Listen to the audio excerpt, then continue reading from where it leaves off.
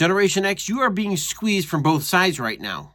And if you don't stop being the family bank, you are going to be the first generation in history that will reach age 65 and realize that retirement was just a fairy tale told to you by your parents. What's up, everybody? I'm Brian here at the Generation X Report. Look at the data for 2026. It's officially in and it's brutal. You retirement ready? Research shows one generation isn't, and they're running out of time to change course. Here's a clue.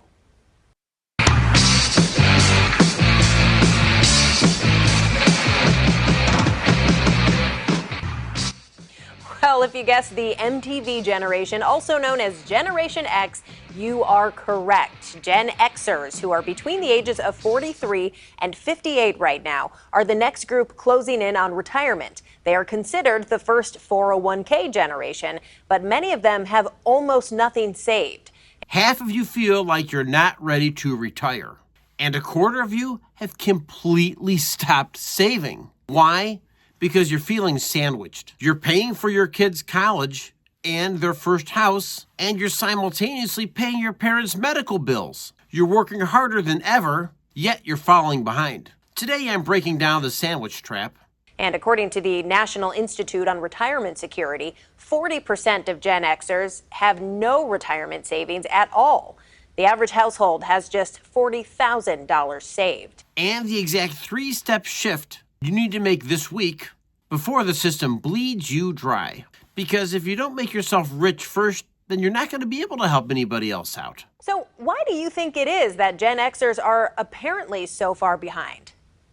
You know, I've thought about this, and I think it goes back to the fact that, say, if we compare ourselves to our parents' generation, they had pensions, right? The idea was you'd work for a company for many years. You'd hit retirement age, the company would take care of you for the rest of your life. So you really didn't have to worry about it. But that began to change in the early 1980s. In the 1980s, people started using 401ks or other retirement plans like that. And the onus was shifted onto the individual and away from the company. And that all sounded great as a concept. But I think what begins happening is when you're a younger person, you've got things. You're getting started out in your life. You're getting started in your career. Maybe you're buying a house, getting married, and so forth. And those early years that are really critical, when time is on your side, you've got other things to spend money on. And a lot of people find themselves later on in life saying, oops, I got to catch up somehow. And that's the truth. So let's talk about the squeeze. In 2026, Generation Xers, ages 46 to 61, they are the primary caregiving generation. 56% of you are giving financial support to your parents or providing some other care to parents or your children. So with that comes a debt trap. There's high inflation. We're all aware of that. If you've been to the grocery store, you know exactly what I'm talking about. But of course, there's rising healthcare costs in 2026 as well. And what's happening is they're forcing Generation X to start tapping into their retirement savings well before they're ready to retire.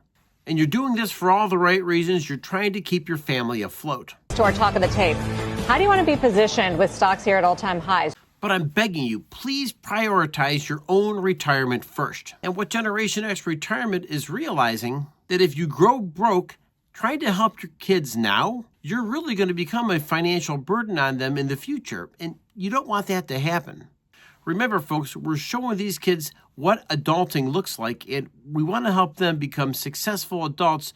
That means becoming independent, and it means becoming responsible. If you do those two things as a parent, you've done a ton. So let's go ahead and get this out of the way. There is a pension myth.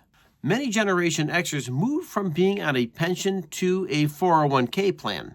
And many of those retirement plans are do-it-yourself 401k, 403b, and 457bs. That does mean Roth IRAs as well. And of course, we've been dealing with market volatility. With the Fed's new leadership in 2026 and accelerating AI shifts, that's part of the reason why saving isn't just enough anymore. So here's a magic number for you. Generation X now believes they need $1.57 million. They need that to retire, and the fact is that many people inside Generation X haven't even saved $100,000 yet. So I'm going to share with you a few ideas here about how to break free from this mindset and how to prepare yourself for the future you deserve. First of all, folks, let's stop the bleeding right now. You've got to set boundaries for your children. And if you have adult children living at home, they must contribute and follow a strict launch plan. You are not in a position to fund their lifestyle at expense to your retirement future. So let me talk to you about the 75-15-10 plan. This system is powerful. 75% for living, 15% for investing, and 10% for savings. If you are over 50, you must use the 2026 IRS catch-up plan. And that's powerful. That's like $24,500 you can put into your catch-up plan. That's for 401ks and an additional $7,500 for your IRA. This gives real asset protection in 2026. Cash could be losing value fast. Think about the guy who puts money out in the coffee can in his yard. That money is losing value. Yes, your grandparents told you to put money in your piggy bank, but in reality, Grandma and Grandpa never saw inflation like we're seeing right now. And of course, that money sitting in the piggy bank is actually losing money. That money in the piggy bank is actually losing value. So let's start looking into real assets, fractional real estate, or gold hedges, because I want to make sure your nest egg grows faster than the cost of care. And of course, we have to have a hard truth here, and that is going to be a tough talk. Crucial to have it to make sure your assets, your IRAs, 401ks, life insurance, go to the individuals or entities that you want. Even if your will says all of your assets will go to your children, but your old 401k has your ex-spouse listed on the beneficiary form, that's who will get the money. The beneficiary form always wins. And you really do need to have a talk with your parents about their retirement, their financial decisions, and, of course, any kind of a legacy they plan on leaving. That includes medical directives. And maybe it's a good time to start talking about downsizing as well. Let's face it, folks, that your home equity is probably at an all-time high right now. Consider downsizing now to a low-maintenance property to free up your cash for investments. And invest in education, no question about it.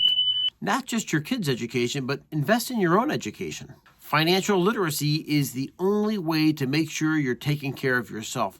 Think of it like checking up with the doctor.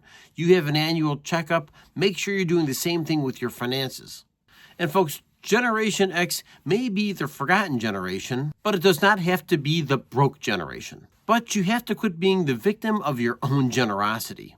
And if you've been helped by today's video, go ahead, hit like and subscribe because it does wonders for this channel, and we'll make sure that we send the same message out to people just like us, Generation Xers, battling through to our retirement years.